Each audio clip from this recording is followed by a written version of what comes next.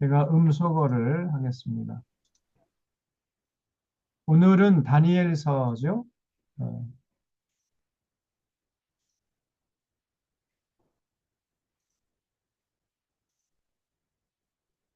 예.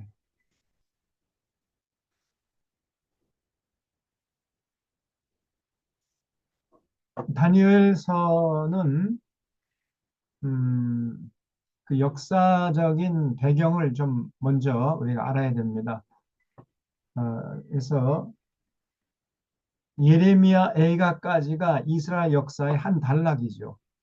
이스라엘 백성들이 이제 출애굽을 했잖아요.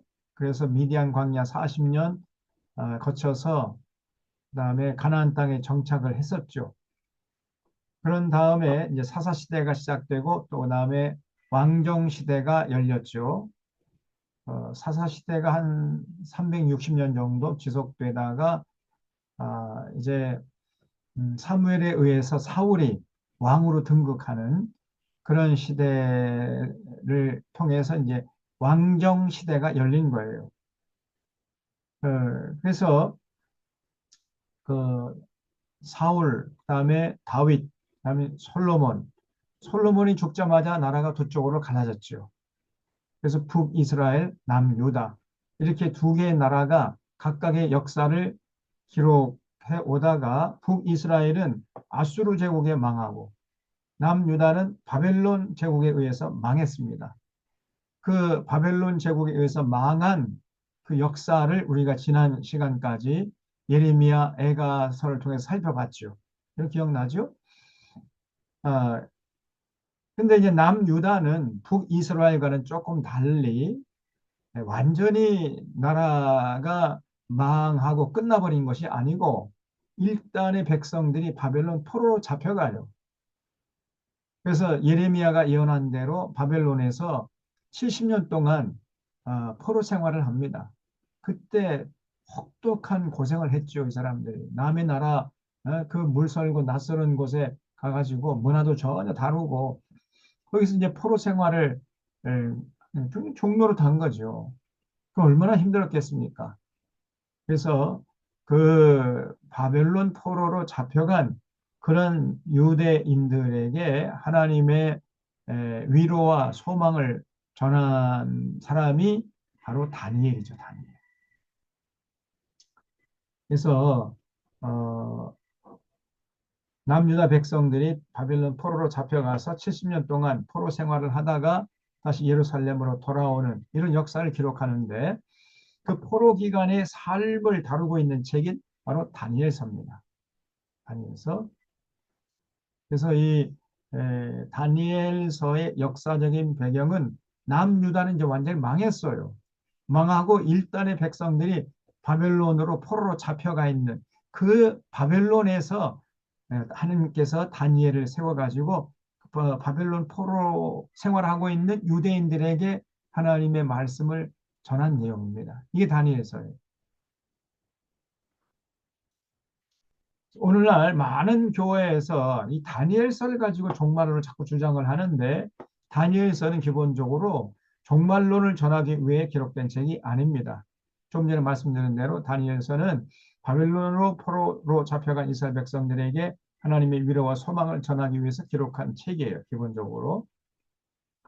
그래서 이 종말론을 하려면은 요한계시록을 가지고 해야죠. 요한계시록. 요한계시록이 진짜 종말론을 다루고 있는 책이니까 자꾸만 이 다니엘서를 가지고 종말론을 하려고 하는 그런 목회자들이 있는데 그러다 보니까 자꾸 어거지로 잘못 풀어버려요. 사사로이 풀어버립니다. 절대 다니엘서를 가지고 종말론하는 이런 목사 있으면은 저 사람은 기본적으로 지금 잘못됐다 이렇게 알면은 틀림없습니다. 절대로 다니엘서를 가지고 종말론을 할 수 있는 게 아니에요. 물론 이제 약간 나옵니다. 근데 그거 뭐 한두 구절 나오는 거 가지고 종말론을 구성할 수가 없잖아요. 종말론 하려면 요한계시록 가지고 해야죠. 음, 다니엘서의 배경은 바벨론 포로 시대라고 말씀드렸어요. 바벨론 시대에 있었던 사건과 계시를 통해서 당시 노예살이하던 이스라엘 백성들에게 전한 하나님의 말씀을 기록한 책이 다니엘서입니다. 다니엘은 여호야김 왕 때 바벨론으로 포로로 잡혀간 사람이에요. 그러니까 바벨론 1차 침공 때에 바벨론 포로로 잡혀간 사람이죠. 그래서 페르시아 제국을 세운 고레스 3년까지 공식적인 그 예언자 사역을 감당한 사람이 다니엘서입니다. 그러니까 거의 그러니까 1차 포로로 잡혀가서 70년 동안 지지고 볶고 하다가 70년 후에 돌아오잖아요. 그때가 언제냐면은 이제 고레스가 페르시아 제국을 세운 다음에 고레스 원년, 고레스가 왕으로 등극한 그 첫째 해에 이스라엘 백성들을 포로에서 해방시켰잖아요. 너희들은 이제 예루살렘으로 돌아가도 좋다. 그러니까 70년이 지난 거죠. 그런 다음에 그 다니엘서를 보면은 고레스 3년까지 활동했다는 기록이 나와요. 그러면은 이 다니엘이 몇 년 동안 그 사역을 한 셈이 됩니까? 공식적인 기록만 해도 73년 동안 어, 공식 활동을 사역을 하는 거예요. 만약에 다니엘이 20세의 청년에 포로로 잡혀갔다 한다면은 93세까지 73년 동안 했으니까 93세까지 공식적으로 예언 활동을 한 선지자입니다. 그러니까 정말 대단한 선지자죠. 다니엘서가 뭐 1장부터 13장까지 12장까지죠. 12장까지 기록돼서 짧은 책이기 때문에 다니엘서가 뭐 이렇게 대단한 사람은 아닌 것으로 이렇게 생각할 수 있지만은 그렇지 않습니다. 정말 이 다니엘은 위대한 사람이었어요. 그 다니엘의 무덤이 지금도 그 이란에 가면 있습니다. 이란에. 근데 이란 그 페르시아 민족이죠. 페르시아 제국을 건설한 민족이 이란 민족 아닙니까? 이 이란 사람들은 굉장히 자부심이 있어요. 그래서 그 이란에 가면 이 다니엘의 무덤이 있는데 이 이란 사람들이요. 다니엘의 무덤에 이제 성지 순례를 오는 거예요. 아니 그냥 저도 그때 그 다니엘 무덤 가봤는데 그 참배객의 행렬이 끝도 없이 이어집니다. 이 다니엘은 사실 지금으로 따지면 한 2500년 전 사람입니다. 2500년 전. 2500년 전의 사람을 2500년 후대의 사람들이 기억하고 있는 거예요. 그 존경에 맞지 않고 다니엘의 무덤 가가지고 참배하고 있다니까요. 지금도 이거는요 어마어마한 겁니다. 우리가 뭐 아무리 위대한 사람이라 할지라도 어 50년 지나면 다 잊어버려요. 100년, 100년까지 기억 못합니다 대부분. 근데 이 다니엘은 100년이 뭡니까? 1000년, 2000년, 2500년 전 사람이라니까요. 2500년 전 사람인데도 지금까지 이 이란 사람들이 이 다니엘을 존경하면서 다니엘의 무덤에 성지순례를 다니고 있어요. 그러니까 이 다니엘의 살아생전에 얼마나 대단한 사람이었는가 하는 걸 우리가 알 수 있는 거죠. 그 다니엘 이란도 한번 성지순례 가볼 만해요. 지금 이란이 이제 내가 갈 수가 없어서 못 가지만은 참 이 다니엘이 그 가보면요 위대한 사람이었구나 하는 게 그냥 피부로 느껴집니다. 음, 그래서 이 73년 동안이나 예언 사역을 했다는 건 대단한 거 아닙니까? 그래서 고레스를 만나서 이사야 44장에서 45장 말씀으로 이제 전도를 했어요. 그러니까 고레스가 그런 그 바벨론을 무너뜨렸잖아요. 그래서 그 바벨론 성에 가 보니까 아주 그냥 수염이 하얗게 난 도사가 딱 앉아 있다가 내가 당신 오기를 기다렸다. 하나님이 당신을 쓰시기 위해서 당신을 페르시아 제국의 왕으로 세우셨다. 뭐 이런 말을 하면서 이제 그 여호와 하나님을 전해준 사람이 고레스에게 이 말이 다니엘이죠.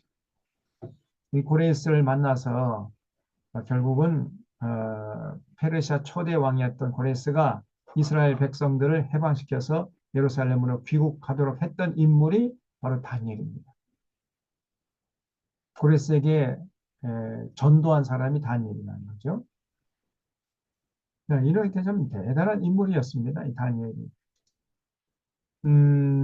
다니엘서의 내용을 크게 두 부분으로 나눌 수가 있습니다.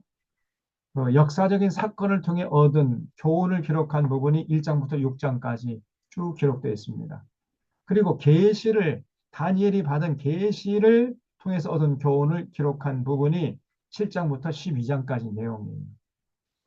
그래서 이 역사적인 사건을 통해 얻은 교훈은 다시 또 두 개로 나누는데 바벨론 시대에 일어난 사건을 통해 얻은 교훈을 기록한 부분이 1장부터 5장이고 페르시아 시대에 일어난 사건을 통해서 얻은 교훈을 기록한 부분이 6장입니다.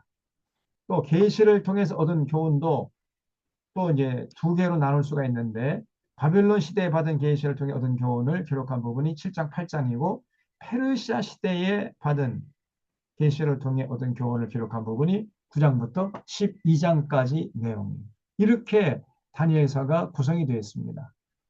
크게 이렇게 여러분 머릿속에 정리하고 계셔야 돼요. 다니엘서는 1장부터 12장까지 있는데 크게 이제 사건을 통해서 어떤 사건이 일어나요. 바벨론 포로에서 또 페르시아 시대 때에 그 어떤 사건들이 일어나는 그 사건들을 통해서 얻은 교훈을 기록한 부분이 1장부터 6장이고 또 이제 두 개로 더 세분할 수 있는데 바벨론 시대 때 일어난 사건이 이제 1장부터 5장이고 페르시아 시대 때 일어난 사건이 6장입니다. 그러면 다니엘이 계시를 통해서 얻은 교훈을 7장부터 12장까지 기록하고 있는데 이것도 바벨론 시대에 받은 계시는 7장, 8장이고 페르시아 시대에 받은 계시는 9장부터 12장입니다. 사실은 이 계시를 통해 얻은 교훈은 내용은 거의 비슷합니다. 그 바벨론 시대 받은 계시나 페르시아 시대 받은 계시나 내용이 거의 비슷한데 조금 더 자세하게 페르시아 시대 받은 계시는 조금 더 진일보한 계시였어요. 좀 더 세부적으로, 좀 더 자세하게 현미경 들여다보듯이 좀 더 자세한 계시를 기록하고 있는 부분이 9장부터 12장입니다. 이렇게 이제 이 유대 백성들이 바벨론 포로로 잡혀가서 포로 생활을 하면서 깨달은 은혜와 진리가 있었어요. 첫 번째는 우상은 아무것도 아니라는 사실이었습니다. 근데 우상은 아무것도 아닌데 그 가나안 땅에 살 때에는 그렇게 우상을 애지중지했잖아요. 그렇게 선지자들이 와가지고 그 너희들이 섬기는 그 우상은 니네들이 손으로 만든 나무 조각이나 돌멩이 조각에 불과하지 않느냐. 너희들이 조각하기 전에는 나무 조각에 불과했고 돌멩이 조각에 불과했는데 거기다가 조각을 해가지고 금을 입혀놓고 그거를 우상 신이라고 섬기고 있으니 왜 이렇게 어리석으냐. 그러지 하지 말아라. 응? 아무리 이렇게 외쳐도 이 사람이 깨닫지 못했잖아요.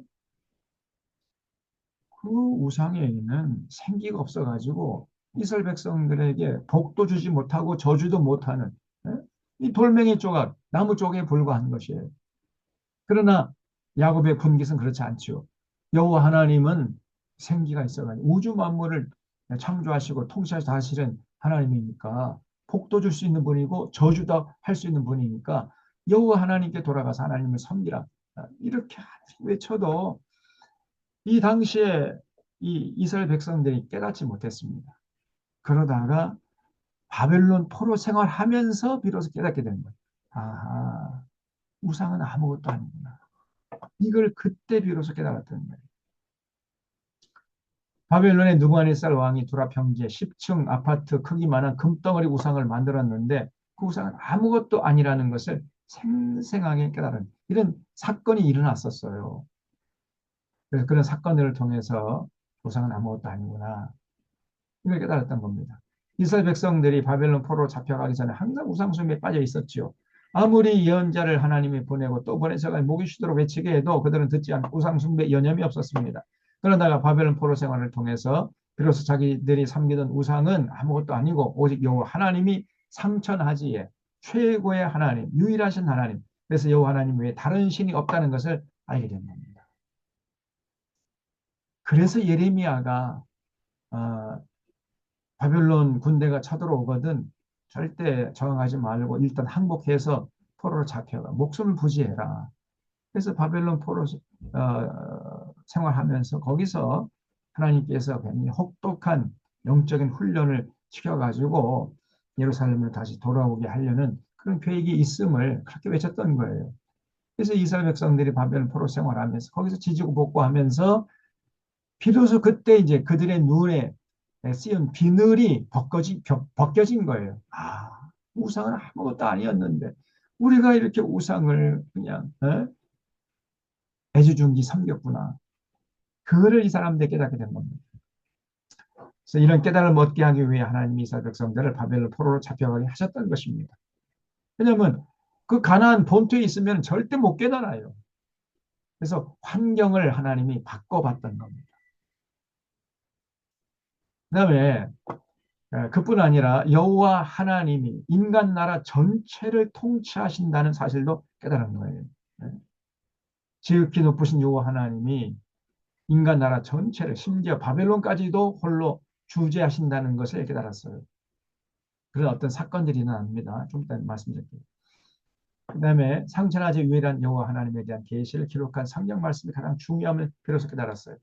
그래서 그동안에는 선지자들의 말을 예사로 무시했었어요. 콧방귀도 안 끼고 뭐 예사로 무시했었는데 바벨론 포로 생활하다 보니까 상천하지에 여호와 하나님이 유일하신 최고의 하나님이시구나. 그걸 이제 깨닫게 되고 그러다 보니까 그런 여호와 하나님에 대한 기록, 그 성경 말씀, 선지자들의 그 문서들, 남겨진 문서들 이게 귀하다는 사실을 비로소 깨달았던 거예요. 그래서 그들은 전혀 이 성경의 중요성을 알지 못하다가 바벨론에 가서야 비로소 여호와 하나님을 알게 하고 섬기는 법을 가르쳐주는 성경이 얼마나 중요한 것인지를 깨닫게 된 거예요.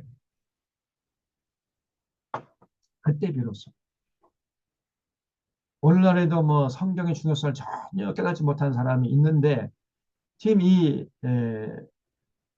이스라엘 백성들은 바벨론 포로 생활하면서 그렇구나. 하나님이 어떤 분이시고 하나님 뜻이 무엇이고 하나님 섬기는 법을 가르쳐주는 이 성경 이것처럼 귀한 것이 없구나.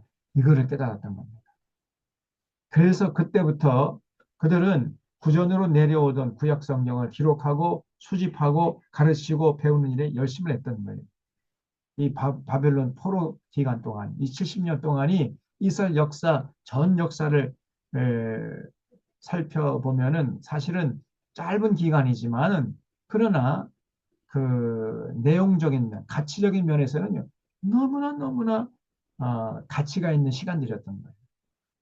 만약에 바벨론 포로 기간 이 70년이 없었더라면 이스라엘 백성들은 뭐 여전히 우상 숭배하고 하나님에 대해서 제대로 알지 못하고 하나님 마음을 아프게 하고 이렇게 살았을 겁니다. 성경의 중요성도 깨닫지 못하고 그러다가 이 사람들이 이제 그 바벨론 70년 생활을 통해서 여호와 하나님이 유일하신 하나님이시구나. 그래서 그 하나님을 알게 해주고 하나님 섬기는 법을 가르쳐주는 성경이 소중한 거구나. 그래서 그때부터 구전으로 내려오던 여러 가지 그 구전 전성들이 있잖아요. 하나님에 대한 전성들 이런 것들을 다 수집하고 기록하고 가르치고 배우고 이런 일을 열심히 했던 거예요. 그래서 현재 구약 성경은 바빌론 포로기에 완성되었다고 봅니다. 대부분 학자들이. 그다음에 네 번째로 이 사람들이 깨달은 게 뭐냐면요. 자신들의 죄와 조상들의 죄악이 크다는 것도 깨닫게 된 거예요. 그들은 성경을 가르치고 배우는 과정을 통해서 하나님의 원하시고 요구하시는 것이 무엇인지도 알게 되면서 자기 조상들과 자기들이 얼마나 하나님의 요구를 무시했는지 그동안 그래서 하나님 마음을 얼마나 아프게 했는지 하나님이 자신들 때문에 얼마나 슬퍼하셨는지도 깨닫게 된 겁니다. 성경 말씀 앞에 서지 않으면 절대 깨닫지 못해요.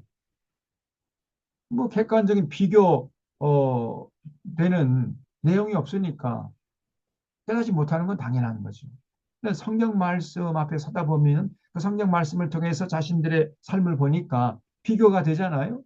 그래서 자신들이 너무나 하나님 앞에 큰 죄를 지었고 그동안 하나님 마음을 아프게 했고 그래서 하나님이 이렇게 분노하셨구나. 그걸 깨닫게 된 겁니다.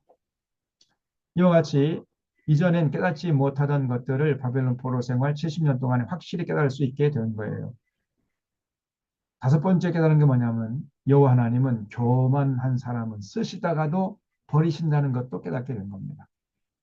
그래서 바벨론의 느부갓네살이 교만하다가 이제 하나님께 버림을 받죠. 그런 사건이 있었습니다. 그래서 교만한 사람은 쓰시다가도 버리시는 하나님이시구나. 여기까지도 이제 사건을 통해서 깨달았어요. 이런 특별 교육을 받도록 하기 위해서 하나님이 예레미야를 통해서 유대인들에게 포로로 잡혀가라. 그것이 사는 길이라고 외쳐이게 했던 것입니다. 그래서 너희를 향한 나의 생각은 내가 하나니 재앙이 아니라 평강이라. 너희 장래에 소망을 주려고 하는 것이다. 예레미야 29장에서 이렇게 말씀드렸죠.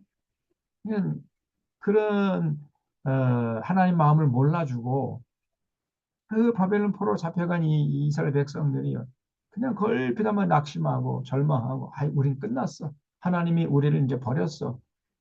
그리고 하나님의 능력은 뭐 저 바벨론 신들보다 못해. 그러니까 자기 백성들 뭐 뺏긴 거지 뭐. 자기들의 잘못은 전혀 생각하지 못하고 이렇게 자꾸 오해하고 그리고 그러면서 낙심하고 좌절하고 절망하고 막 이랬단 말이에요. 그러니까 하나님이 기가 막힌 거죠. 그래서 하나님이 예레미야를 보내가지고 너희들을 향한 이 생각은 내가 알아. 너희들이 지금 재앙을 주려고 하는 게 아니고 너희들 평강을 주려고 하는 것이고 장래에 소망을 주려고 하는 거야. 이거는 과정이지 너희가 종착점이 아니야. 응? 너희들 이렇게 혹독한 어떤 그 고난을 통해서 영적 훈련을 다 받게 하고 이게 지지고 볶고 막 응? 그렇게 한 다음에 내가 너희를 다시 예루살렘으로 보내려고 하는 거야. 그러니까 낙심하지 말고 절망하지 말고 이걸 인내하고 이 혹독한 훈련 기간 그걸 잘 참아내라. 이렇게 지금 하나님이 또 이스라엘 백성들을 뭐 얼르고 얼렀던 거예요. 그럼 예레미야서에서 봤잖아요. 그래서 이스라엘 백성들이 바벨론에서 깨달은 것들은 뭐냐면 우상과 이방의 신들은 아무것도 아니다. 그리고 자기들이 섬기는 여호와 하나님이 삼천하지의 유일하신 최고의 하나님이다. 이런 걸 깨닫던 거예요. 그리고 인간 나라 전체를 여호와가 통치하신다. 이스라엘뿐 아니라 바벨론도 상당히 모든 전 세계 모든 나라들을 통치하시는 하나님 이걸 깨닫게 된 거예요. 그리고 성경이 얼마나 중요한지 깨닫게 되고 율법과 예언의 말씀을 수집하고 가르치고 배우는 기간이 되었던 겁니다. 하나님을 믿고 의뢰하는 자는 능히 구원하시고 교만한 자는 쓰시다가도 버리시는 하나님 깨닫게 됐고요. 이스라엘 역사는 앞으로도 강대국 틈바구니 속에서 아주 오랫동안 고난을 당할 것임을 깨달았어요. 그걸 거기에 대해서 기록한 것이 이제 다니엘서 7장, 8장, 그다음에 9장, 10장, 11장, 12장 그 내용이 되겠어요. 그래서 결과로 바벨론 포로 기간이 지난 후로는 다른 신들을 섬기는 일과 우상 숭배가 영원히 사라지게 됐어요. 이스라엘 백성들이 그 바벨론 포로 기간을 통해서 철저하게 훈련을 받으면서 여호와 하나님이 최고의 하나님이라는 것을 아주 그냥 뼛속 깊이 새기게 된 것이고 그리고 그것이 이제 내면화되어 가지고 이스라엘 역사 속에 쭉 그, 어, 정신 세계 속에 흘러 내려와 가지고요. 지금도 유대인들은 우상 숭배하지 않습니다. 다만 온전히 하나님께 돌아가서 하나님의 뜻을 받들지 않는 것이 문제지 우상 숭배에서 문제되는 일은 없어요. 지금. 이 영혼이 사라졌어요. 이 바벨론 포로 기간의 효과죠. 자, 어, 다니엘서 내용을 좀 더 자세하게 말씀드리면 바벨론 시대에 일어난 사건을 통해서는 교훈이 이제 1장부터 5장이고 페르시아 시대에 일어난 사건을 통해서 교훈 6장이라고 그랬죠. 1장은 이제 바벨론 포로 잡혀간 다니엘과 새 친구의 그 모습이 나오고 2장에서는 앞으로 이스라엘은 오랫동안 열방에게 시달림을 받게 될 것을 이제 어떤 꿈 해석, 꿈 해몽 사건을 통해서 깨닫게 됩니다. 그리고 3장에서는 우상은 아무것도 아니다. 그리고 4장에서 여호와는 교만하다가 교만한 자는 서시다가 버린다. 그래서 이 느부갓네살 왕이 교만했습니다. 바벨론 제국을 세우다 보니까 아주 군대임 믿고 그냥 교만해 하다가 결국은 갑자기 그냥 그 지혜가 다 사라져 버린 거예요. 자기가 누군지도 몰라. 그래서 7년 동안이나 왕좌에서 쫓겨나가지고 그 들판에서 들짐승과 함께 살다가 7년 후에 다시 그 지혜가 돌아와서 이제 왕권에 복귀하는 이런 일들이 일어나서 그런 사건을 통해서 우리 하나님은 교만한 자는 쓰시다가도 버리시는구나 이런 교훈을 깨닫게 된 거죠. 그다음에 이제 바벨론 제국의 멸망의 날을 기록한 부분이 이제 다니엘서 5장입니다. 그리고 6장에서는 이제 페르시아 시대에 그 이제 다니엘의 새 친구가 사자굴에 던져지거든요. 그런 사건을 통해서 오히려 새 친구들이 뭐 머리털 하나 상하지 않고 그 사자굴에 그 며칠 굶긴 사자굴에 던져졌는데도 사자가 순한 양처럼 새 친구 옆에 그냥 웅크리고 있는 거예요. 그래서 다리오 왕이 그냥 깜짝 놀래가지고 구원해주고 그 새 친구를 모함했던 그 간신배들 대신 그 사자굴에 던져 넣으라 했더니 그냥 그 간신배들의 발이 사자굴의 그 땅에 부딪히기도 전에 사자들이 달려들어가지고 그냥 다 뜯어 먹었다는 거예요. 이런 끔찍한 사건이 일어났습니다. 그런 사건을 통해서 하나님이 살아계시고 상천하지의 최고의 하나님이라는 사실을 알게 된 거죠. 자,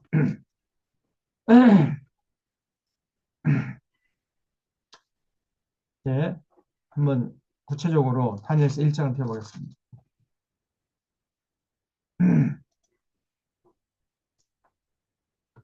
자, 이런 기본적인 정보들 여러분 마음에 새기고 한번 제가 쭉 읽어가면서 설명을 드리겠습니다. 다니엘서 1장 1절 유다 왕 여호야김이 다스린 지 3년이 되는 해. 여호야김 기억나죠? 아주 그 권력을 남용하고 철권 통치를 하고 뭐 자기 그 말에 잘 안 들으면 막 사람을 잡아 죽여버리고 그리고 예레미야도 죽이려고 했었죠. 그리고 하나님의 말씀을 기록한 두루마리 성경책을 다 불에 태워버리고 이런 잔인한 짓을 했던 사람이 여호야김 아닙니까?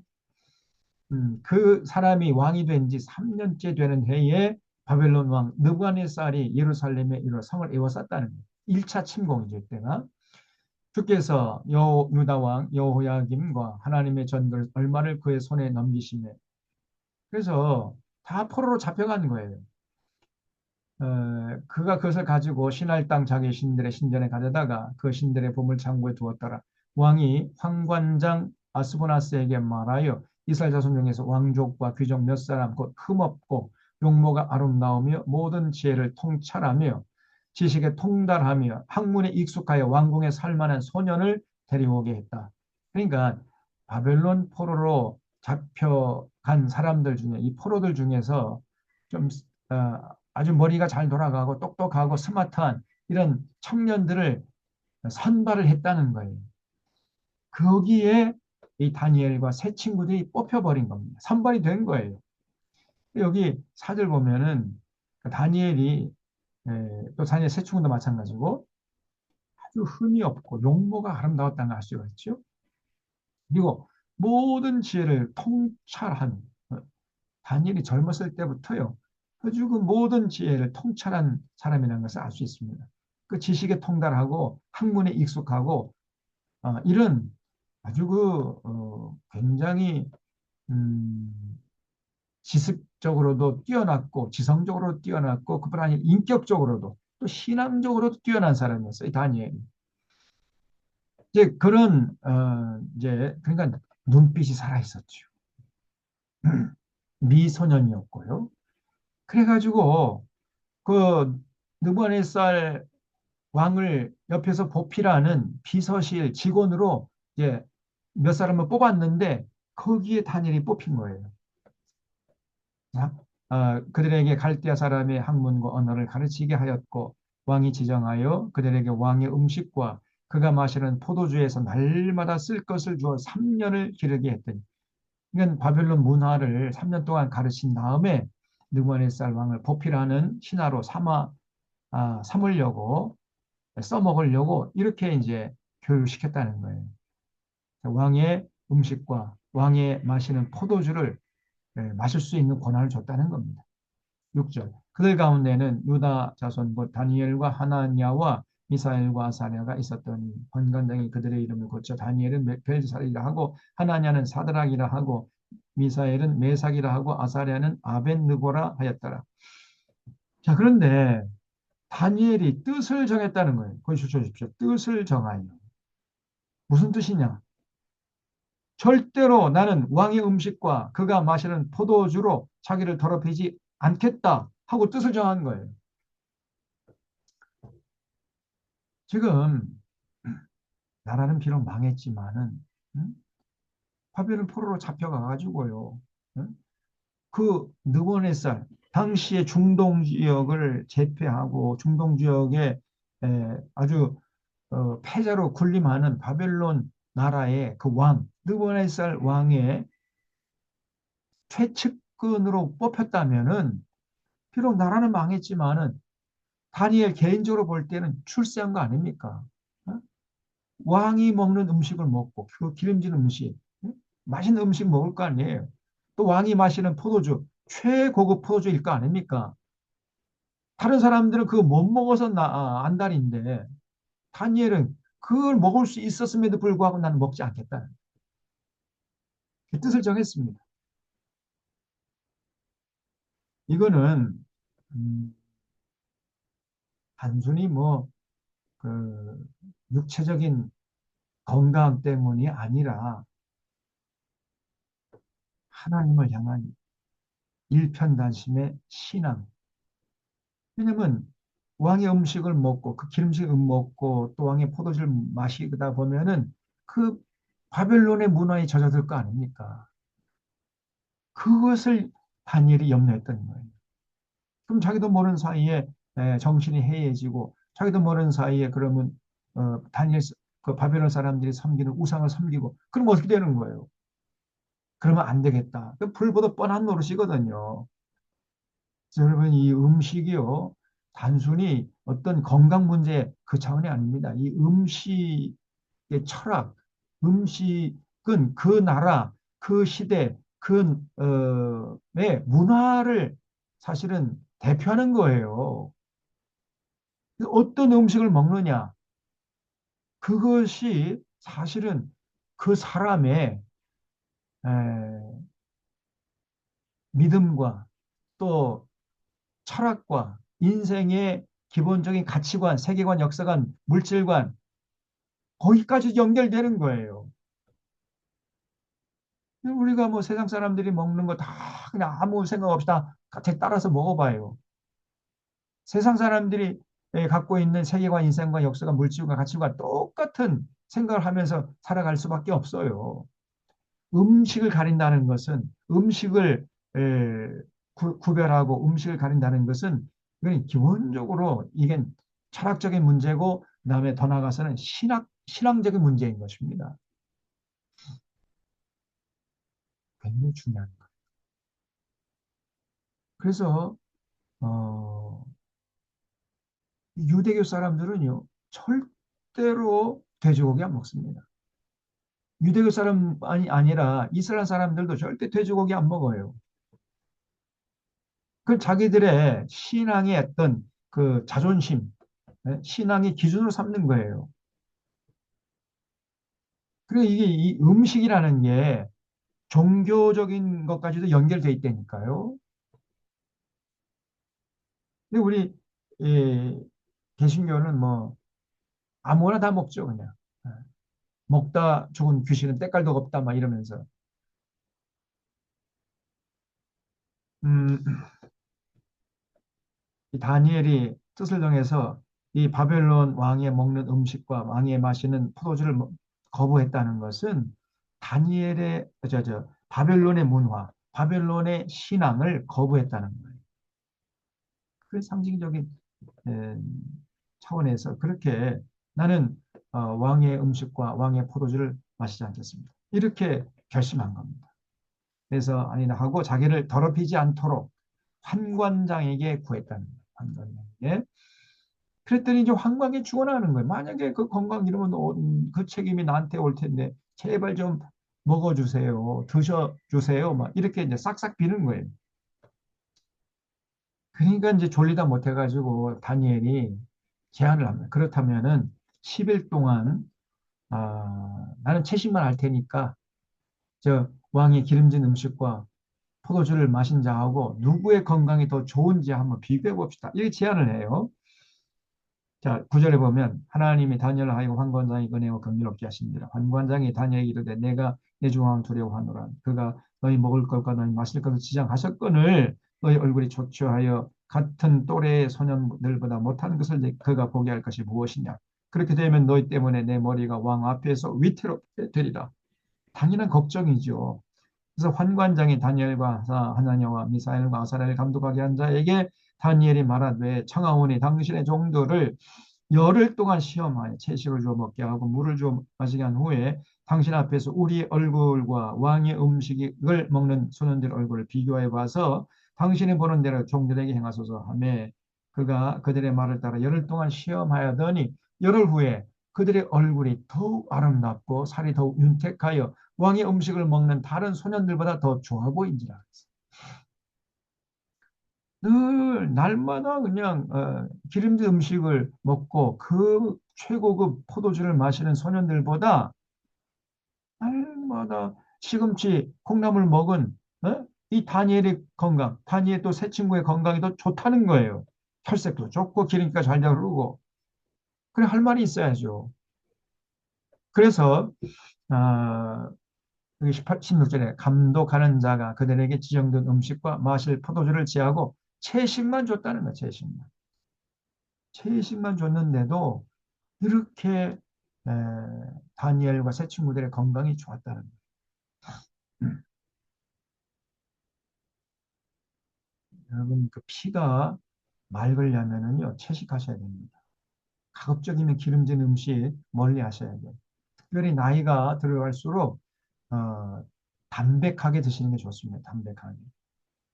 기름진 거, 튀긴 거, 뭐, 그 다음에 그 콩기름으로 튀긴 거, 이 아주 해로운 거예요. 튀긴 음식. 그 다음에 뭐 무슨 그 통닭, 뭐 무슨 뭐 닭튀김 그런 거 있잖아요. 예? 그런 거 튀긴 거, 막 그 껍질도 다 튀겨가지고 먹을 때는 바삭바삭하고 맛있지만은 그것이 속에 들어가면은요, 그 소화시키려면 이제 몸이 죽어나는 거예요. 그러다 보니까 피가 걸쭉해져요. 그러면 혈액순환이 잘 안 되죠. 그러면 이제 동맥경화가 오는 겁니다. 그럼 이제 심해지면 뇌경색이 오고, 저 심장, 동맥이 막혀버리고, 그렇게 되면 심장 또 뚫어야 돼. 전부 연결되어 있는 겁니다. 그 다음에 신장이 또 한 가지, 신장, 심장이나 신장. 그리고 그 기름지는 걸 소화시키려면 소화액이 나와야 되면 소화 효소는 어디서 나옵니까? 췌장에서 나오잖아요. 췌장이 또 이제 에, 막 너무 무리하다가 보면은 췌장이 또 탈이 나요. 그러면 절대로 나이가 들어갈수록 음식을 조금씩 줄여야 되고, 그리고 담백하게 드셔야 됩니다. 담백하게. 절대로 기름진 거 좋아하시면 안 돼요. 어쩌다가 뭐, 한, 한 달에 한 번 정도, 1년에 뭐 서너 번 정도, 그 드시는 거야. 그거 괜찮죠. 그러나 뭐, 하루 이틀, 뭐, 걷는, 그냥 그 주된 음식이 그렇게 뭐, 튀긴 거, 기름진 거, 이런 거, 고기 같은 거, 이런 거 좋아하는 사람은 반드시 탈이 납니다, 이제. 그다음에 나중에는 땅을 치고 후회도 늦어요. 건강은 건강할 때 잘 관리해야 되는데 건강하다 해가지고 맛있는 거 막 입에 땡긴다 해가지고 그걸 막 드시면은 이게 걷잡을 수 없는 겁니다. 그 미래를 생각해야죠. 앞으로 우리는 이제 옛날에는 70살 정도만 돼도 다 이제 인생 마감하고 하나님께 갔는데 지금은 100살까지 살아야 돼요. 100살까지 사는 동안에 맨날 병치레 하고 그냥 비실비실하고 그러면 저 자녀들에게 민폐 끼치고 그러면 되겠습니까? 그래서 젊을 때 건강 관리 잘 하셔야 돼요. 그러려면 음식을 가려 드셔야 됩니다. 음식. 무엇보다도 채식 중심으로. 그래서 담백하게 드셔야 돼요. 담백하게. 이게 정말 중요합니다. 그러면 피가 맑아요. 맑으면 혈액순환이 잘 돼요. 그러면 머리가 또 잘 돌아갑니다, 이게. 예. 그래서 스마트해져요. 아주 지혜롭고 똑똑해지는 겁니다. 이 전부 이게 연결되어 있고 건강의 가장 근본은 이 음식이에요. 음식을 담백하게 예, 그리고 어, 골고루 드시면서 담백하게 그리고 배 터지게 드시지 말고 적당하게 드셔야 됩니다.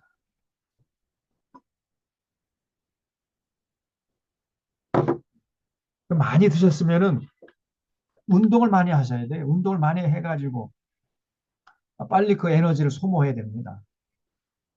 운동선수들은 왜 괜찮으냐? 그렇게 많이 먹지만은 그만큼 또 운동을 하잖아요. 그래서 다 에너지를 소비하기 때문에 탈이 없어요.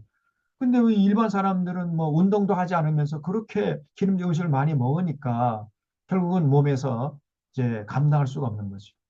그래서 탈이 나는 겁니다. 그래서 여러분 기름진 음식 먹고 뭐 좀 배불리 드셨으면 반드시 나가서요. 한두 시간 이상씩 막 뛰어야 되고 운동하셔야 됩니다. 그래서 에너지를 소모시켜야 돼요. 그 운동하지 않을 사람은요. 적게 드셔야 돼요. 인풋, 인풋이 많으면 아웃풋이 많도록 해야 되고 인풋이 적으면 아웃풋도 적으면 돼. 적어도 돼요. 꼭 기억하셔야 돼요. 이거는 과학적인 얘기입니다. 이게 신앙적인 문제이기 전에. 그리고 아까 말씀드렸지만은 그 음식은 상당히 철학적인 것이고 또 문화적인 것이고 신앙적인까지 연결이 되어 있다는 거 잊지 마시고 세상 사람들이 뭐 아무것이나 먹는다 해가지고 다 따라서 드시면 안 돼요. 절대로. 그래서 레위기에서 하나님께서 먹을 것과 먹지 말아야 할 것, 이걸 다 구분해 주셨잖아요. 그 심각하게 들으시고 하나님의 모든 명령, 우리를 위한 거라고 그랬죠. 우리 건강과 우리의 행복을 위해서 하나님께서 말씀하셨다는 거 잊지 말고 경청하셔서 거기 입각해서 우리가 아, 살아야 돼요. 음식 섭취도 섭생도 거기 입각해서 해야 됩니다. 이게 굉장히 중요한 거예요.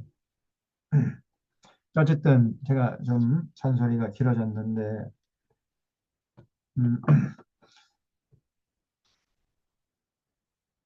다니엘과 세 친구들은 그 왕의 기름진 음식, 그 최고급 포도주 안 마시고 채식만 모습, 채식만.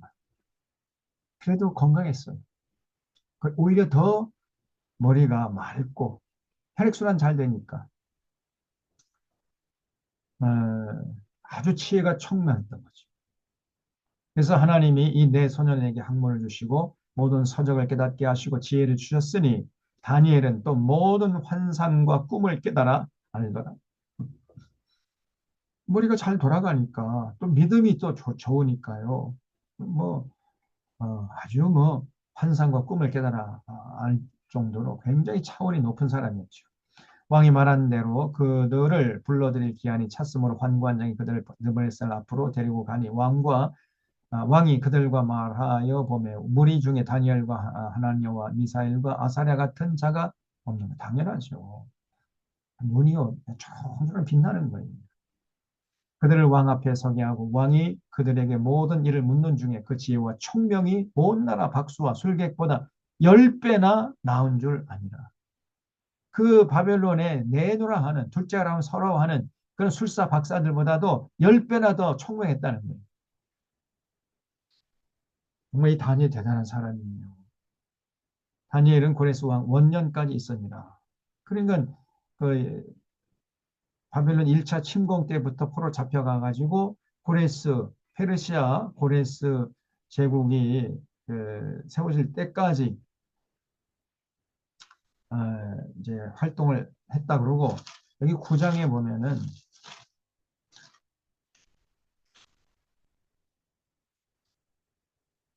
9장 1절에 메대 족속 아하수엘의 아들 다리오가 갈대한 나라 왕으로 세움 받던 첫 해 곧 통치 원년에 다니엘이 책을 통해 여호와께서 말씀으로 선지 에레미야에게 주신 연수를 깨달았다. 그죠?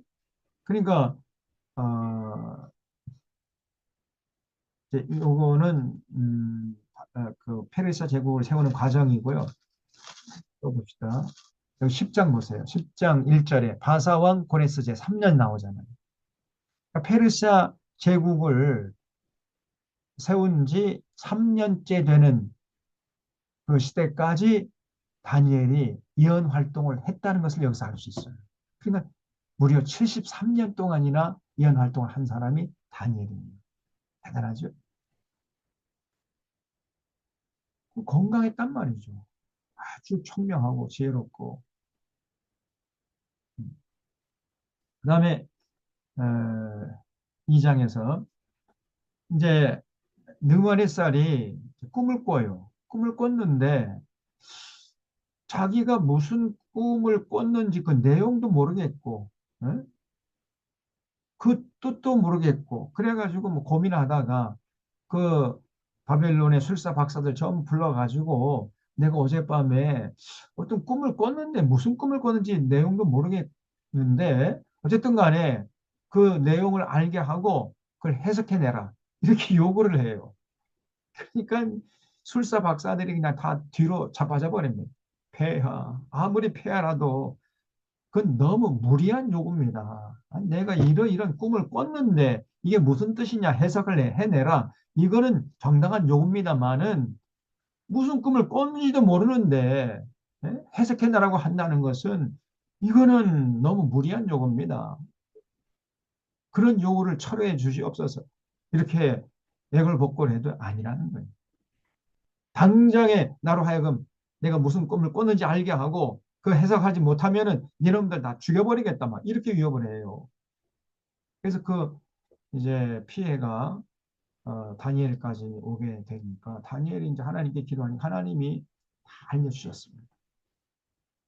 그래서 이제 느부갓네살에 가가지고 폐하께서 이런 꿈을 꾸지 않았습니까? 그랬더니 다 맞다 내가 그런 꿈을 꿨다. 그러면서 해석까지 깨끗하게 해줘요. 그 2장입니다. 자, 보겠습니다. 2장 1절에 느마의 쌀이 다스린 지 2년이 되던 해에 느마의 쌀이 꿈을 꾸고 그로 말미암아 마음이 번민하여 잠을 이루지 못하는지라. 2장 하기 전에 그래서 여러분도 뜻을 좀 정하시기 바랍니다. 뜻을. 네.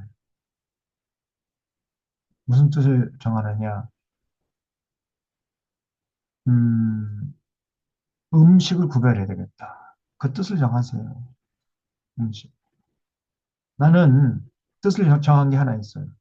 일본 사람들이 먹는 음식, 일본 사람들이 좋아하는 일식집, 전 가지 않겠다. 내가 뜻을 정했다니까. 그거는요, 제, 그 역사적인 배경, 그리고 문화적인 배경, 또 신앙적인 배경에서 내린 결정이에요. 난 일본 사람들이 좋아하는 일본 음식, 일식 문화, 이걸 난 거부하겠다는 거예요.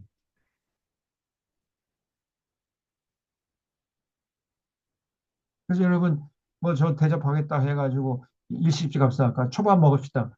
그거 저한테 요구하지 마세요. 절대 저는 좋아하지 않습니다. 아니, 뜻을 정했다니까.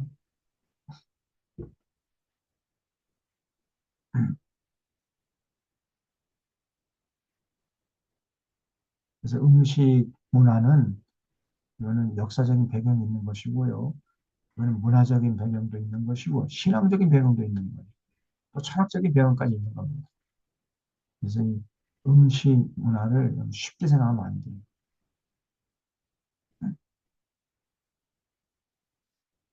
자, 2장에 그래서 느말살이 다스린 지 2년이 되는 해에 꿈을 꿨는데 그로 말미암아 마음이 번민하여 잠을 이루지 못해. 자기가 무슨 꿈을 꿨는지 이게 잘 생각이 안 나는 거예요. 그래서 왕이 그 꿈을 자기에게 알려주도록 박수와 술객과 점쟁이와 갈대가 술사를 부르라 말하며 그들이 들어가서 왕 앞에 선지라. 왕이 그들에게 이르되 내가 꿈을 꾸고 그 꿈을 알고자 하여 마음이 번민하도다 하니 갈대 술사들이 아람 말로 왕에게 말하되 왕이여 만수무강하옵소서. 왕께서 그 꿈을 종들에게 이르시면 우리가 해석해 드리겠나이다 하는지라. 이 왕이 갈대에 내게 대답하여 이르되 내가 명령을 내렸나니 너희가 만일 꿈과 해석을 내게 알게 하지 아니하면 너희 몸을 쪼갤 것이고 너희 집을 거름더미로 만들 것이고 너희가 만일 꿈과 해석을 보이면 너희가 선물과 상과 큰 영광을 내게서 얻으리라. 그런데 꿈과 그 해석을 내게 보이라. 이렇게 요구하는 거예요. 근데 너무 무리한 요구죠, 사실은. 그들이 다시 대답하여 이르되 원컨대 왕은 꿈을 종들에게 이루소서. 그리하시면 우리가 해석하여 드리겠나이다 하니 왕이 대답하여 이르되 내가 분명히 아노라. 너희가 나의 명령이 내렸음을 보았으므로 시간을 지연하려 함이로다. 이렇게 뭐 또 억지를 부려요. 너희가 만일 이 꿈을 내게 알게 하지 아니하면 너희를 처치할 법이 오직 하나이니 이는 너희가 거짓말과 망령된 말을 내 앞에서 꾸며 말하여 때가 변하기를 기다리려 함이라. 이제 그 꿈을 내게 알게 하라. 그리하면 너희가 그 해석도 보일 줄을 내가 알리라 하더라. 할 때 너희 왕 앞에 대답하여 이르되 세상에는 왕의 그 일을 보일 자가 한 사람도 없으므로 어떤 크고 권력이 있는 왕이라도 이런 것으로 박수나 술객에게나 갈대인들에게 물은 자가 없나이다. 너무 무리한 요구를 하는 거예요. 쉽게 말. 진짜 무리한 요구죠. 뭐 그냥 완전히 뭐 어? 이런 법이 어디 있습니까? 아무리 왕이지만은 예? 내가 무슨 꿈을 꿨는지 모르겠는데 그 꿈이 무슨 꿈을 꿨는지 알게 하고 해석까지 해내라. 이건 무대뽀죠. 그래서 이제 이 술사 박사들이 이제 막 얼굴이 하얗게 질려가지고 그는 아무도 왕 앞에 그걸 보일 자가 없나이다. 너무 무리한 요구입니다. 이렇게 대답을 했어요. 그때 왕이 이로 말미암아 진노하고 통분하여 바벨론의 모든 지혜자들 다 죽이라 명령을 해버렸어요. 그냥. 야, 이 느부갓네살 교만해 벌써. 교만한 겁니다. 이거는. 왕의 명령이 내림에 지혜자들은 죽게 되었고 다니엘과 그 친구들도 죽이려고 이제 찾은 거예요. 그러니까 큰일 난 거죠. 다니엘까지 이제 그 해가 미치게 됐으니까. 그때 왕의 군의대장 아리옥이 바벨론 지혜자를 죽이러 나가매 다니엘이 명철하고 설교한 말 왕의 군의대장 아리옥에게 오래되 왕의 명령 어찌 그리 급하냐 하니 아리옥이 그 일을 다니엘에게 알림해 다니엘이 들어가서 왕께 구하기를 시간을 주시면 왕에게 그 해석을 알려드리이다. 큰 소리 치고 집에 왔는데 큰일 났어요. 말턱이 있어야죠. 그래서 17절 이에 다니엘이 자기 집으로 돌아가서 그 친구 하나냐와 미사엘과 아사랴에게 그 일을 알리고 하늘에 계신 하나님이 이 은밀한 일에 대하여 불쌍히 여기사 다니엘과 친구들이 바빌론 다른 지혜들과 함께 죽임을 당하지 않게 하시기를 그들 하여금 구하게 간절히 기도한 거죠. 이에 이 은밀한 것이 밤에 환상으로 다니엘에게 나타나 보였어요. 하나님이 그 기도에 응답하셔가지고 다니엘에게 바벨론 느부갓네살 왕이 꾼 꿈을 다 알려줬단 말이죠. 해석까지 깨끗하게 해주셨어요. 그래서 환매 환상으로 다니엘에게 나타나 보이면 다니엘이 하늘에게 하나님을 찬송하니라. 다니엘 말하 이르되 영원부터 영원까지 하나님의 이름을 찬송할 것은 지혜와 능력이 그에게 있음이로다. 그는 때와 계절을 바꾸시며 왕들을 대하시고 왕들을 세우시며 지혜자들에게 지혜를 주시고 총명한 자에게 지식을 주시는도다. 그는 깊고 은밀한 일을 나타내시고 어두운 데에 있는 것을 아시니 또 빛과 그와 함께 있도다. 나의 조상들의 하나님이여 주께서 이제 내게 지혜와 능력을 주시고 우리가 주께 구한 것을 내게 알게 하셨사오니 내가 주께 감사하고 주를 찬양하나이다. 곧 주께서 왕의 그 일을 내게 보이셨나이다 하니라. 이에 다니엘은 왕이 바벨론 지혜자들을 죽이라 명령한 아리옥에 가서 그에게 이같이 이르되 바벨론 지혜자들 죽이지 말고 나를 왕의 앞으로 인도하라. 그리하면 내가 그 해석을 왕께 알려드리리라 하니. 네, 결국은요. 드디어 다니엘이 이제 왕 앞에 간 거죠. 이에 아니오긴 다니엘을 데리고 급히 왕 앞에 들어가서 아뢰되 내가 사로잡혀온 유다 자손 중에서 한 사람을 찾아내었나니 그가 그 해석을 왕께 알려드리이다 하니라. 왕이 대답하여 벨사사라 이름한 다니엘에게 이르되 내가 꾼 꿈과 그 해석을 내가 능히 내게 알게 하겠느냐 하니 다니엘이 왕이 대답하여 이르되 왕이 물으신 바 은밀한 것은 지혜자나 술갱이나 박수나 점쟁이가 능히 왕께 보일 수가 없으되 오직 은밀한 것을 나타내실 이는 하늘에 계신 하나님이시라. 그가 느우마르살 왕에게 후일에 될 일을 알게 하셨나이다. 왕의 꿈 곧 왕의 침상에서 머릿속으로 받은 환상을 이러하니다 하면서 이제 느부갓네살이 꾼 꿈을 말해주는 거예요. 왕이요. 왕이 침상에서 장래일을 생각하실 때 그러니까 이 느부갓네살이 앞으로 우리나라가 어떻게 그 역사가 전개될 것인가 그에 대해서 이제 생각하고 고민하고 있었다는 거죠. 그때에 은밀한 것을 나타내시는 이가 은밀한 것을 나타내시는 누구요? 하나님이죠. 여호와 하나님. 여호와 하나님께서 장래일을 왕에게 알게 하셨사오며. 그래서 그 꿈의 내용이 앞으로 이제 이 바벨론 나라가 이 역사가 어떻게 진행될 것임을 알려주는 그런 꿈이라는 거예요. 그래서 은밀한 걸 나타내신 이가 장래 일을 왕에게 알게 하셨사오며 내게 이 은밀한 것을 나타내시면 내 지혜가 모든 사람보다 낮기 때문이 아니라 오직 그 해석을 왕에게 알려서 왕의 마음으로 생각하던 것을 왕에게 알려주려 하심입니다. 그래서 하나님이 나를 보내가지고 그 꿈의 내용까지 해석을 해가지고 알려주려고 그 꿈을 꾸게 하셨다는 거예요. 왕이요, 왕이 한 큰 신상을 보셨나이다. 드디어 이제 느말살이 꾼 꿈의 내용을 여기서 얘기합니다. 한 큰 신상을 본 거예요. 느말살이. 그 어젯밤에. 그 신상이 왕 앞에 섰는데 크고 광채가 매우 찬란하며 그 모양이 심히 두려우니 그 우상의 머리는 순금으로 되어 있고 가슴과 두 팔은 은으로 되어 있고 배와 넓적 다리는 노수로 되어 있고 종아리는 쇠요 그 발의 얼마는 쇠요 얼마는 진흙이었나이다. 또 왕이 보신즉 손대지 아니한 돌이 나와서 신상의 쇠와 진흙의 발을 쳐서 부서뜨리매 그때에 쇠와 진흙과 놋과 은과 금이 다 부서져 여름 타작마당에 겨같이 되어서 바람에 불려간 곳이 없었고 우상을 친 돌은 태산을 이루어 온 세계에 가득하였나이다. 이런 꿈을 폐하께서 꾸셨습니다. 라고 이제 알려준 거예요. 그 꿈이 이러한즉 내가 이제 그 해석을 왕 앞에 아리이다. 해석까지 해줘요. 왕이여 왕은 여러 왕들 중에 왕이시라. 하늘의 하나님이 나라와 권세와 능력과 영광 왕이 주었고 사람들과 들짐승과 공중의 사들 어느 곳에 있는 것을 막론하고 그것들을 왕의 손에 넘기서 다 다스리게 하셨으니 왕은 곧 그 금머리니이다. 같은 말해서 머리부터 이제 어깨까지 금으로 되어 있다고 그랬잖아요. 거기가 바로 바벨론 시대라는 거예요. 바벨론 나라. 어, 그리고 39절에 왕을 뒤이어 왕보다 못한 다른 나라가 일어날 것이요. 그래서 이제 어깨부터 허리까지는 은으로 되어 있다고 그랬잖아요. 그래서 이 바벨론의 뒤를 이어서 이제 어떤 나라가 일어날 텐데 그것이 바로 은으로 된 나라를 일컫는 것이다.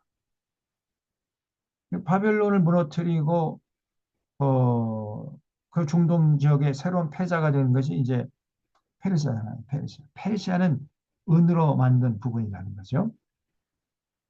오늘 왕보다 못한 나라가 일어날 것이요. 셋째로 또 놋 같은 나라가 일어나서 온 세계를 다스릴 것이며, 그다음에 이제 그, 그 허벅지까지는 놋으로 돼 있다 그랬죠. 음.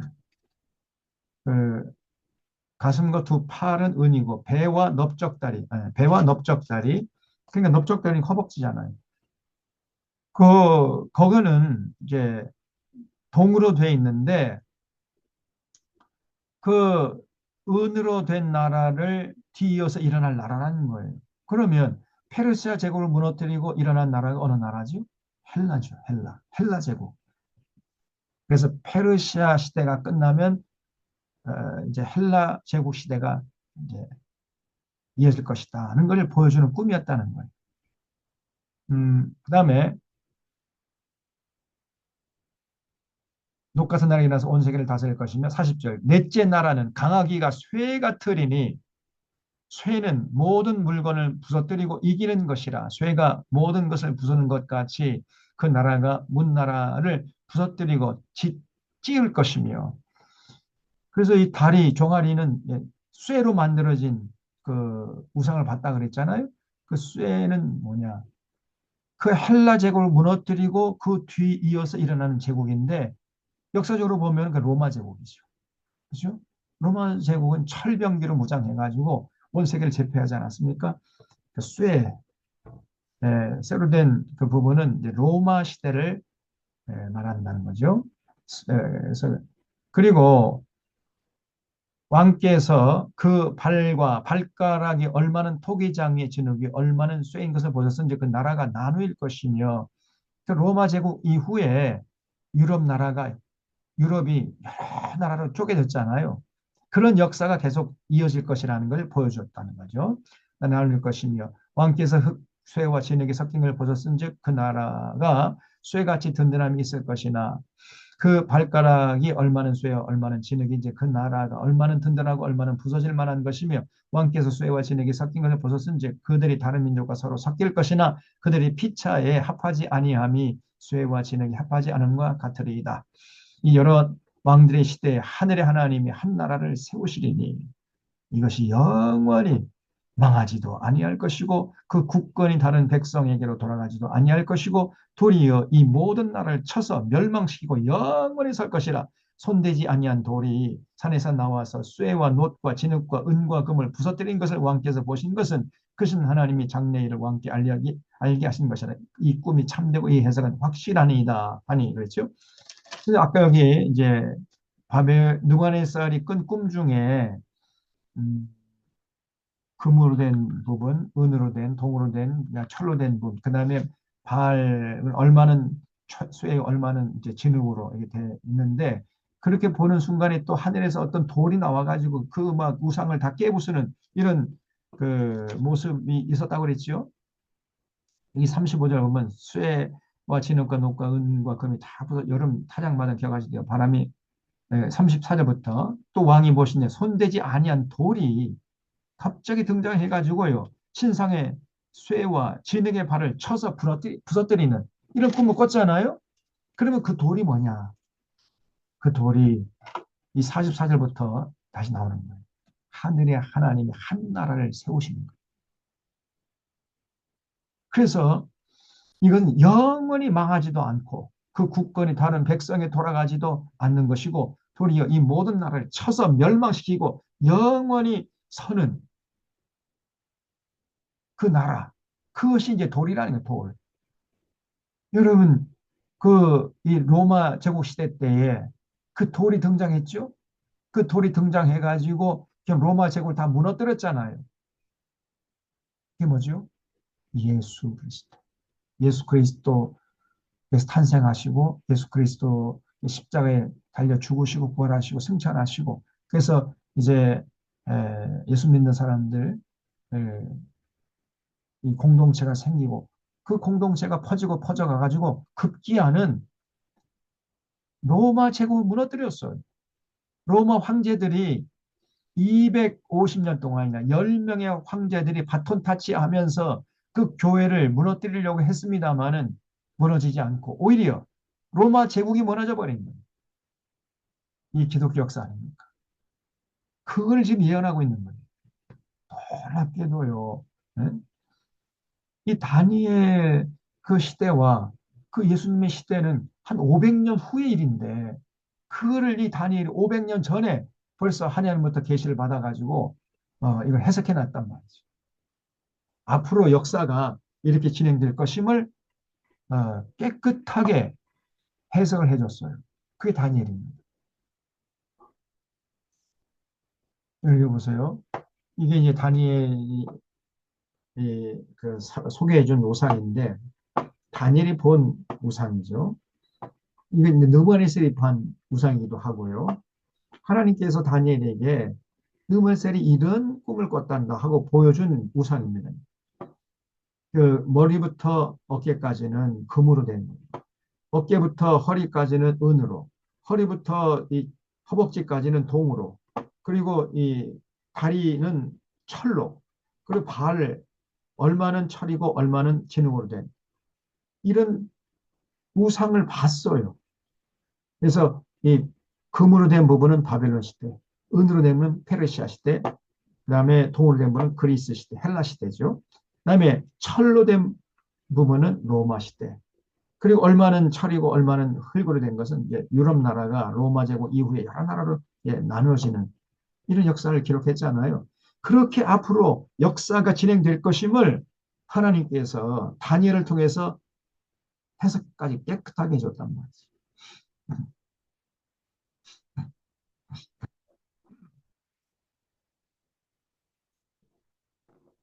46절에 이에 느부갓네살 왕이 엎드려 다니엘에게 절하고 명하여 예물과 향품을 그에게 주게 하니라. 왕이 대답하여 다니엘에게 이르되 너희 하나님은 참으로 모든 신들의 신이시요 모든 왕의 주제시로다. 내가 능히 이 은밀한 것을 나타내었으니 내 하나님은 또 은밀한 것을 나타내시는 이시로다. 왕이 이에 다니엘을 높여 귀한 선물을 많이 주며 그를 세워 바벨론 온 지방을 다스리게 하며 바벨론 모든 지혜자의 어른을 삼았으며 왕이 또 다니엘의 요구대로 사드락과 메삭과 아벤느고를 세워 바벨론 지방의 일을 다스리게 했고 다니엘은 왕궁에 있었더라. 이런 사건을 통해서 느부갓네살 그 이방인의 왕이 여호와 하나님이 상천하지 최고의 하나님이라고 이렇게 찬양을 했단 말이죠. 얼마나 놀라운 일입니까? 그래서 여기 40절 다시 보면 다니엘에게 이르되 너희 하나님 여호와 하나님이죠. 참으로 모든 신들의 신이시고 모든 왕의 주제시로다. 그러니까 만 왕의 왕이시고 신들의 신. 그러니까 유일하신 최고의 하나님이라는 거예요. 여호와께서. 이거를 느부갓네살 입에서 이게 나와요. 그러니까 당시에 바벨론 포로로 잡혀왔던 그 유대인들이 이런 사건을 경험하면서 굉장히 위로가 되었겠죠. 야, 알고 보니까 우리가 섬기는 여호와 하나님이 예? 저 바벨론 신들보다 훨씬 뛰어나고 아니 이방의 왕인 느부갓네살이 그걸 인정해 주니까 얼마나 자긍심이 생겼겠습니까? 야, 우리가 섬기는 여호와 하나님이 알고 보니까 대단한 하나님이시구나. 그 전만 해도 당시 이 고대 사람들은요, 어, 신들은 전쟁의 신이라고 했어요. 그 전쟁도 신들의 전쟁이라 이렇게 생각했던 거거든요. 그 전쟁에서 이기면 우리가 섬기는 신이 그 적국의 신보다 더 위대하다 이렇게 생각하고 만약에 전쟁에 패하잖아요. 그러면 자기들이 부족해서 피했다는 생각을 못하고 자기들이 섬기는 신이 상대방 나라의 신보다 못하기 때문에 전쟁에서 졌다. 이렇게 생각했던 그런 시대였던 거예요. 그래서 당시에 바벨론 포로 잡혀가던 유대인들도 우리가 섬기는 여호와 하나님이 바벨론 사람들이 섬기는 신보다 못하다 이렇게 생각하고 있었는데 알고 보면 그게 아니라는 거죠. 아, 상천하지에 여호와 하나님이 최고의 하나님이구나. 이거를 이제 알게 되면서 굉장한 자부심이 생겼다. 굉장히 위로가 되었겠죠. 그다음에 이제 3장입니다. 느부갓네살 왕이 금으로 신상을 만들었으니 벌써 교만한 거예요. 자기 권위를 과시하기 위해서 금신상을 만들었는데 이게 어마어마합니다. 이게. 높이는 60규빗이고 너비는 6규빗이라 이게 여기 1규빗은 원래 성인들 있잖아요. 가운데 손가락에서부터 팔꿈치 끝까지의 길이를 1규빗이라 그랬어요. 원래는. 근데 이 사람마다 조금 편차가 있습니다만은 평균을 따지면 45cm입니다. 45cm. 여러분 그 45cm 정도 되는 사람은 모든 인류의 평균인 사람이에요. 음, 제가 재보니까 한 40cm 정도 됩니다. 40cm. 저는 조금 인류 평균 조금 좀 작은 사람이죠. 그러니까 1규빗은 45cm로 통용되거든요. 그러면 60규빗이면은 이게 어떻게 됩니까? 27m예요. 높이가 27m짜리. 이것도 전부 금으로 만들었다니까요. 그리고 너비가 6규빗이면 2.7m입니다. 약 3m. 너비가 3m면 여기서 한 이 정도. 제 방, 이 3m가 너비고 높이는 이제 한 30m 정도. 이게 전부 금으로 만드는 거예요. 이 금 신상을 두라 평지에 세워 놓고 자기 권위를 과시했다는 거죠. 그러면서 이절에 보면 느말살 왕이 사람을 보내어 총독과 수령과 행정관과 모사와 재무관과 재판관과 법률서와 각 지방 모든 관원을 느마네살 왕이 세운 신상의 낙성식에 참석하게 하매 모든 대소신료들 또 백성들 전부 불러 모아가지고 성대하게 낙성식을 이제 거행한 거예요. 이에 총독과 수령과 행정관과 모사와 재무관과 재판관과 법률사와 각 지방 모든 관원인 느바네살 왕이 세운 신상이 낙성식에 참석하여 응원의 쌀 왕이 세운 신상 앞에 서니라. 선포하는 자가 크게 외쳐 이르되 백성들과 나라들과 각 언어로 말하는 자들아 왕이 너희들에게 명하시나니 너희는 나팔과 피리와 수금과 사념금과 양금과 생황과 및 모든 악기 소리를 들을 때 엎드려 누구의 쌀 왕이 세운 금 신상에게 절하라. 누군지 엎드려 절하지 아니하는 자는 즉시 맹렬히 타는 풀무불에 던져 넣으리라 하였더라. 이렇게 그냥 막 추상 같은 명령이 내리는 거예요. 그래서 모든 백성과 나라들과 각 언어를 말하는 자들이 나팔과 피리와 수금과 삼현금과 양금과 모든 악기 소리를 듣자 곧 느마네살 왕이 세운 금 신상 앞에 엎드려 절을 하는 거예요. 근데 다니엘의 세 친구는 딱 세 명만 절하지 않았어요. 그때 어떤 갈대아 사람들이 나와 유다 사람들을 참소하니라. 그들이 느마르살 왕에 이르되 왕이여 만수무강하옵소서. 왕이여 왕이 명령을 내리사 모든 사람이 나팔과 피리와 소금의 상금과 양금과 희생양과 모든 악기 소리를 듣거든 엎드려 금신상하게 절할 것이라. 누군지 절하지 아니하는 자는 맹렬히 타는 불무 가운데 던져 넣음을 당하리라 하지 아니하셨나이까. 이제 유다 사람 사드락과 메삭과 아벤느고는 왕이 세워 바벨론 지방을 다스리게 하신 자 이거늘 왕이여 이 사람들이 왕을 높이지 아니하며 왕의 신들을 섬기지 아니하며 왕이 세우신 금상 신상에게 절하지 아니하며 이래서 그냥 쪼로 달려가지고 고자질했어요. 그러니까 그 소식을 듣고 느말사 왕이 노하고 분하여 사드락과 메삭과 아벤을 끌어오라 말하며 드디어 그 사람들 왕의 앞으로 끌어온지라. 느말살이 그에게 물어 이르되 사드락 메삭 아벤누고야 너희가 내 신을 섬기지 아니하면 내가 세운 금신상에 절하지 아니한다 한 사실 것이 아니한다 하니 사실이냐? 이제라도 너희가 준비했다가 나팔과 비리와 수금과 상현금과 양금과 생황과 및 모든 악기 소리를 들을 때 내가 만든 신상 앞에 엎드려 절하면 좋거니와 너희가 만일 절하지 아니하면 즉시 너희를 맹렬히 타는 풀무불 가운데 던져 넣을 것이 능히 너희를 내 손에서 건져낼 신이 누구겠느냐 하니 사드락과 메삭과 아벤느고가요 뭐라고 대답하냐면은 느바네살이여 우리가 이 일에 대하여 왕에게 대답할 필요가 없나이다. 왕이여 우리가 섬기는 하나님께 계시다면 우리를 맹렬히 타는 풀무불 가운데서 등이 건져내시겠고 왕의 손에서도 건져내시리이다. 그렇게 하지 아니하실지라도 왕이여 우리가 왕의 신들을 섬기지도 아니하고 왕이 세우신 금 신상에게 절하지도 아니할 줄 아옵소서. 태아가 우리를 다 타는 풀물에 던져 넣으시면 우리가 섬긴 하나님 우리를 건져내실 것이고, 그렇게 아니하실지라도, 불에 타 죽는 한이 있다 할지라도 우리는 우상 앞에 절하지 않겠습니다. 이렇게 나오는 거예요. 그러니까 이 19절에 느부갓네살이 분이 가득하여 사드락과 메삭과 아벤을 향하여 얼굴빛을 바꾸고 명령하 이르되 이 그 풀물을 뜨겁게 하기를 평소보다 7배나 뜨겁게 하라 하고 군대 중 용사 몇 사람이 명령하여 사드락과 메삭과 아벤누고를 결박하여 금결에 타는 풀물 가운데 던지라 하니라. 그러자 그 사람들을 겉옷과 속옷과 모자와 다른 옷을 입은 채 결박하여 맹렬히 타는 불물 가운데 던졌더라. 왕의 명령이 엄하고 불물불이 심히 뜨거움으로 불꽃이 사드락과 메삭과 아벤네를 붙든 사람을 태워 죽여버립니다. 군사들이 이 세 명의 친구들을 이렇게 들어가지고 타는 풀무불 7배나 뜨겁게 해가지고 그 풀불에 던져 넣으려고 하다가 지들이 타 죽어버려. 그 정도로 뜨거웠다는 거예요. 그래서 어쨌든 간 던져졌는데 이 세 친구들이 하나도 머리카락 하나도 그을리지 않아요. 22절에 여기 23절 이 세 사람 사드락과 메삭과 아벤 결박된 채 맹렬히 타는 불물 가운데 떨어졌더라. 그때 느부갓네살 왕이 놀라 급히 일어나서 모사에게 물어 이르되 우리가 결박하여 불 가운데 던지지 않은 세 사람이 아니었느냐 하니 그들의 왕이 대답하여 이르되 왕이여 올소이다 하더라. 왕이 또 말하 이르되 내가 보니 결박되지 아니한 네 사람이 불 가운데로 지금 다니지 않느냐. 그런데 하나도 상하지도 않고 그 넷째 모양은 신들의 아들과도 같도다. 이러고 그냥 왕이요.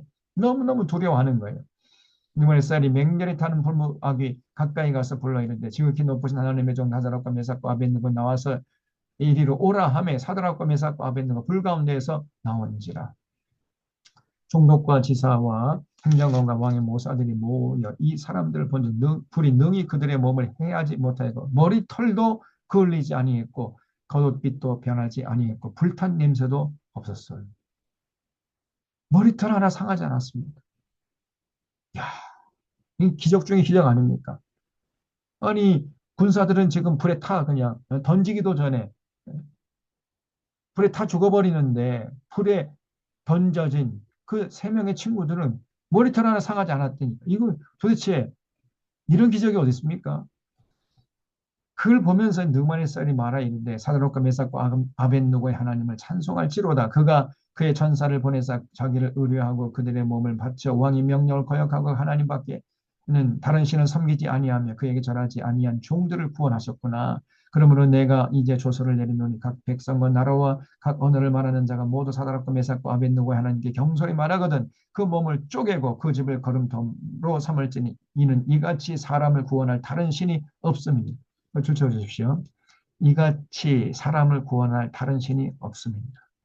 오직 여호와 하나님 외에 다른 신이 없어요.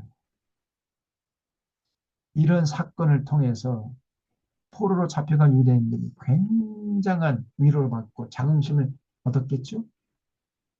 야, 우리가 믿는 여호와 하나님이 성천하니 최고의 하나님이구나. 이같이 구원할 사람, 그런 구원할 신이 상천하지 아무도 없구나. 유일하신 하나님이 바로 여호와시구나. 이거를 깨닫게 되는 거예요. 그래서 왕이 드디어 사드락과 메삭과 아벤느고를 바벨론 지방에서 더욱 높이니라. 제가 이제 사족을 붙이는데 여러분 이거는 유일회적인 사건입니다. 역사 속에 다시는 이런 사건이 일어나지 않았어요.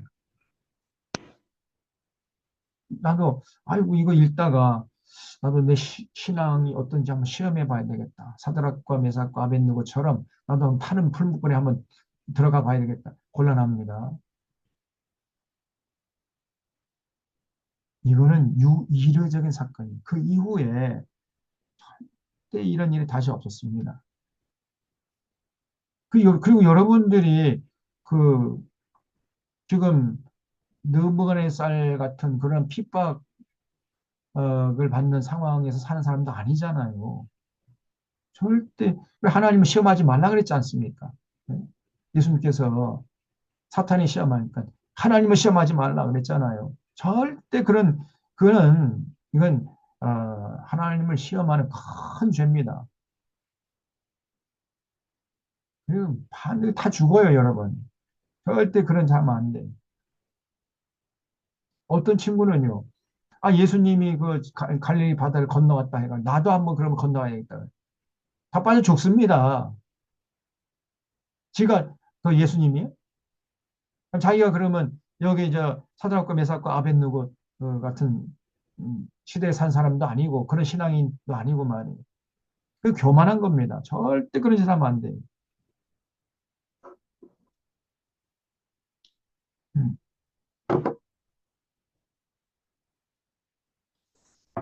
음, 그래서 어쨌든 이런 사건들이 계속 이어졌던 거예요. 그래서 바벨론 포로 잡혀간 유대인들이 굉장한 위로가 되었고, 아, 우리가 믿는 하나님이 참 신이구나. 그걸 점점 깨닫게 되는 겁니다.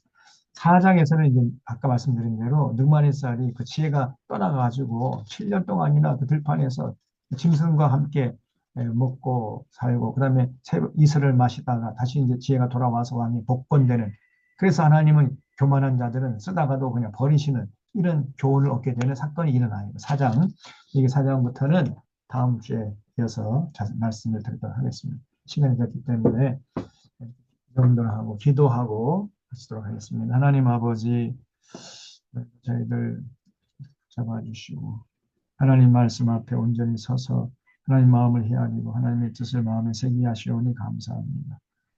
특별히 다니엘처럼 저희들 뜻을 정하게 하시고 절대로 이 세상적인 문화나 흐름에 휩쓸리지 않고 오직 참 한 마음으로 하나님 사랑하고 신뢰하고 의지하고 하나님의 뜻을 받들어 사는데 최선을 다하는 귀한 인생이 다 될 수 있도록 인도하여 주시옵소서. 한 주간 동안도 우리가 세상에 나아가서 구별된 삶을 통해서 하나님께 영광 돌리다가 자신을 건강한 모습으로 만날 수 있도록 인도해 주시옵기를 바라옵고 감사하오며 예수님의 이름으로 기도하옵나이다. 네, 여러분 한 시간 동안 경청해 주셔서 감사드립니다. 수고하셨습니다. 네. 수고하셨습니다. 잘 감사합니다. 보내시고요. 다음 주에 뵙도록 감사합니다. 하겠습니다. 수고하셨습니다. 아이고, 윤종필 후배님. 좀 늦었습니다. 아, 예, 그러셨군요. 아이고, 예. 피곤하실 텐데. 아, 예. 네. 그래, 한 주간 잘 보내세요. 감사합니다. 네. 감사합니다. 네.